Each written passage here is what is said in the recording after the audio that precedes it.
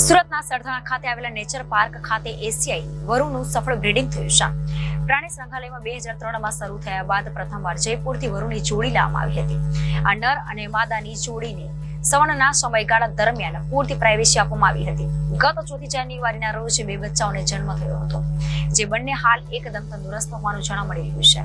ગત જુલાઈ માસમાં જયપુર ઝૂ પાસેથી પ્રાણી વિનિમય કાર્યક્રમ હેઠળ વરુની જોડી લાવવામાં આવી હતી, જેના બદલામાં સુરતથી જળબિલાડીની જોડી આપવામાં આવી હતી. નેચર પાર્ક ખાતે લવાયેલી વરુની જોડીને તેમના પાંજરામાં બ્રીડિંગ સિઝન ઓક્ટોબરથી જાન્યુઆરી દરમિયાન હોવાથી પૂરતી પ્રાઇવેસી આપવામાં આવી હતી. ગર્ભધારણનો સમય અંદાજે 60 થી 72 દિવસનો હોય છે, જેમાં માદા વરુ ગર્ભવતી હોવાનું સામે આવતા જ નવા પાંજરામાં માદા વરુને શિફ્ટ કરવામાં આવ્યું હતું. વરુના નવા પાંજરામાં એક કૃત્રિમ બખોલ પણ બનાવવામાં આવ્યો હતો. આ બખોલમાં ગત 4 જાન્યુઆરીના રોજ માદા વરુએ 2 તંદુરસ્ત બચ્ચાઓને જન્મ આપ્યો હતો.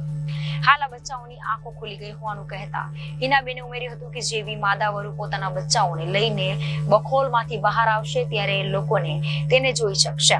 હાલ આ પાંજરા પાસે કોઈએ પણ જવા દેવામાં આવતા નથી, કારણ કે માદા હિંસક બને તો બચ્ચાઓને પણ નુકસાન પહોંચાડી શકે છે. Reporter Hitesh Prajapati, Janadesh news.